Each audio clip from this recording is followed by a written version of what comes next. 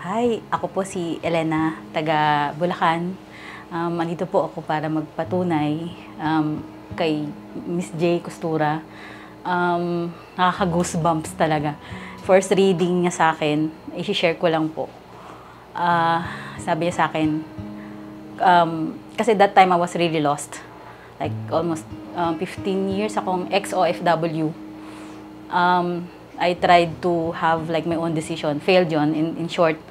So, pumunta ako kay Miss J. Binigay po nung BFF ko ng taga ibang bansa. Sabi niya, try mo si Miss J. So, first reading niya sa akin, sabi niya sa akin, babalik ka pag paalis ka na. At kung sino man daw po yung boyfriend partner ko ngayon, I have to stick with him. Kasi nga, wala talaga akong swerte sa mga Pinoy. Ayun. So, nandito po ako ngayon para maghingi ulit ng guidance para kay Miss J. Okay. Thank you. Hello sa mga Nostronatics worldwide. Ayan, sa mga abangers at saka sa mga bago kong subscribers. So, masaya ako ngayon, no? Kasi may bumalik sa akin. Actually, hindi ko na siya matandaan. And then, siya nagpaalala sa akin na Miss J, ako yung sinabihan mo na babalik ako sa'yo pag paalis na ako. And you know what? Sobrang saya ko dahil paalis ka na, tama. Opo. Paalis na siya and yung mga lumabas sa baraha, yung mga pinakita sa cards ay unti-unting nangyayari sa kanya. Alam nyo guys, sa mga viewers ko talaga, masaya ako pag may bumabalik sa akin tapos good news ang dala. Ayan, sobrang, kasi yung success nila is success ko yun eh. Parang, napakasarap sa pakiramdam. Yun yung nakakapawi ng pagod, ng puyat. Tapos, kinikilig ako pagka ganon. Ako rin po. Especially sa love life. Thank you. Kasi nga, wala po talaga ako kasi I'm still single at this age. So, wala po talaga akong partner. Dahil yung guidance niya po talaga, yung sinabi niya sa akin na stick to the partner. Siya po talaga. Siya, wala nga po akong, sorry, Pinoy. Wala talaga akong swerte sa Pilipino. Yung po talaga sinabi niya sa akin. Oh my God. So, I stick to it. So, I'm here for another guidance. Okay. Well, for me sa mga gusto magpa-guide dyan, sa mga gusto magpa-read, tinatag ko po yung dalawang admin ko. Dalawa na lang po ang admin ko. They are my trusted admin. Si Avi Salvador at saka si Irene Torres. So, mag-ingat po kayo sa mga scammer kasi talagang pati pictures nila is ginagamit. And, so, let's proceed. Yeah. Excited na kinakabahan.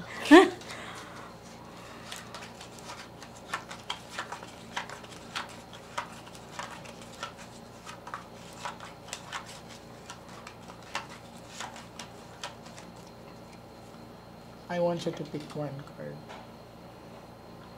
Thank you. So this is you. I'm hoping that this is a red card.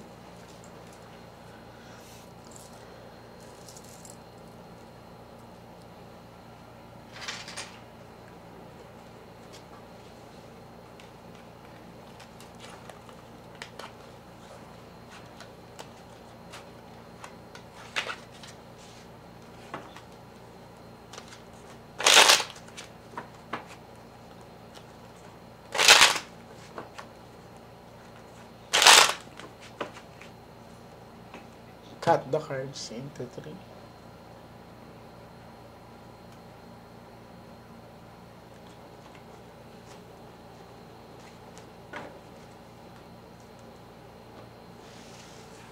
Kuha ka ngayon ng 7 cards of total, lagay mo dito.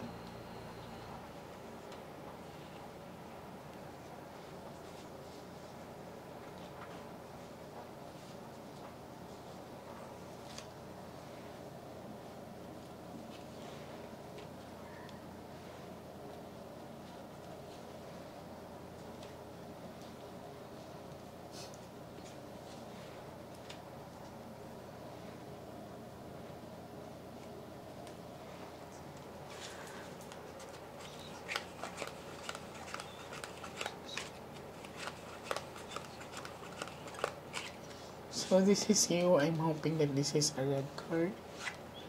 Okay. Well, huwag ka matakot, it's a flower, no? Ang flower kasi is bloom, pero yun nga, ang flower is very sensitive lang kasi ang flower. Uy, so, dito say, 50 chances na magkaroon ka ng baby. So, life, this is life kasi, and this is a bad luck card. So, pwede natin gawin ng paraan yan for cleansing, no? So, if you are wishing to have a baby, darling, it's 50-50 chances pa. Okay na sana yan pag wala yan. Pag wala to. Pero, again, so, nag-aano ka sa sarili mo na magkaka-baby ka pa. Pero, ang pinapakita kasi dito, if in any case na magkaka-baby ka with your partner, it's a baby girl. Pero, hindi pa to 100%. You know what? Kasi 50-50 chances pa. Okay? Ibang lahi talaga itong partner mo. Anong nationality niya? German. Wow! Okay. Kailan alis mo? Kasi nga po yung papers, baka February, March. That's the maximum. Tutuloy na yan. So, nung nangyari yung mga reading ko sa'yo, naalala mo ako? Opo. Talagang goosebumps. Cut the cards into 3. Hindi pa.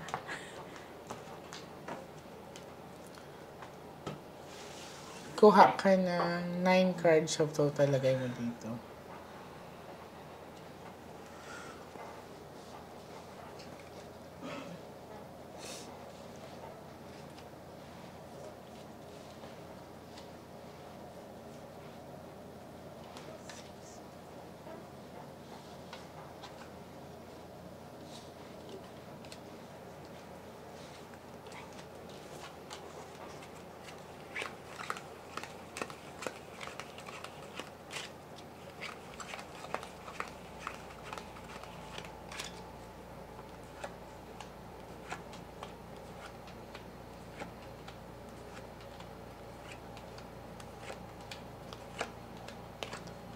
Okay. Ang taas ng chances na makakuha natin ang wish mo na magka-baby ka kasi ito ay Ace of Hearts. So, this is life learning, no?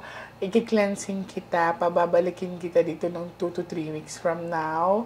So, the cards is giving you, or it's very clear vision that you will have a baby.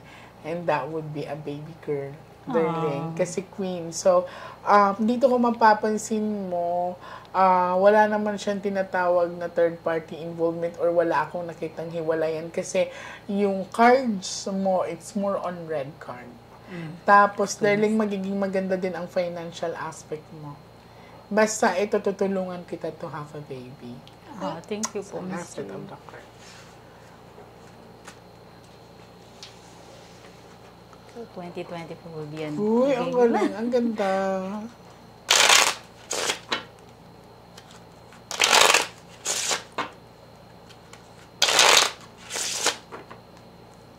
Cut the cards into 3.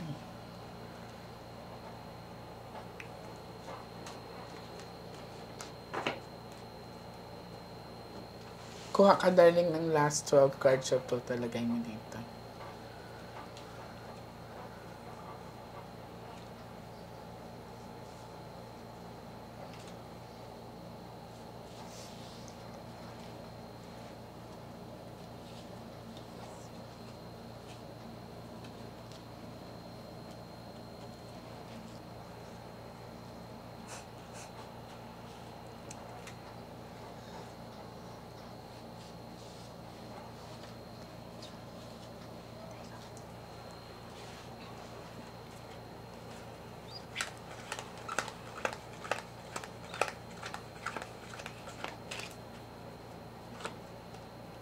Emotions. Very nice. So, ikaw to. Oh, talagang binibigay sa'yo, darling. Talaga po. Okay? So, kanina 50-50 chances and nahatak natin in a positive way, darling. So, I wanna see you back next week na huwag na nating patagalin. Uy, magiging maganda ang future mo out of the country. Thank you. So, mag-grow ka, darling. Matutuloy talaga ang travel mo. update mo na lang kami. It's been a year. Tignan mo, tapat-tapat siya, pero mas nauna ang Ace of Hearts. Di naman yan barang hindi kulam. It's a warning sign that kung magpe-pregnancy ka, is ingatan talaga kasi risky siya. Okay, so again, ibibigay sa'yo, tutulungan lang kita para mapangalagaan natin yung biyayang binigay sa'yo. Okay? It's a good reading. Thank you, Ayan. Jay. So, maraming Maagang salamat, pamasko. darling. Oo nga, I'm very happy. So, sa mga gusto magpa-read dyan, magpa-guide, mag-contact lang kayo sa mga admins ko. And, kagaya ni ate, sobrang masaya talaga ako pag pinapakita ng cards yung success nila. And isa pa dito is yung having a baby. So, wish mo talaga na to have a baby. Ayan. Huwag ka mag-alala kasi ibibigay sa'yo. Pero kailangan lang kitang tulungan kasi may warning sign dito. Walang imposible sa pangarap na pinapangarap natin. Yes, dreams do come true. Yan. So, prayers lang and mag-ingat po kayo palagi mga Nostronatics worldwide sa mga abangers at saka sa mga bago kong subscribers. Please, keep on sharing my vlogs para madami pa tayo mapasaya at matulungan. Thank you, ate. God bless you.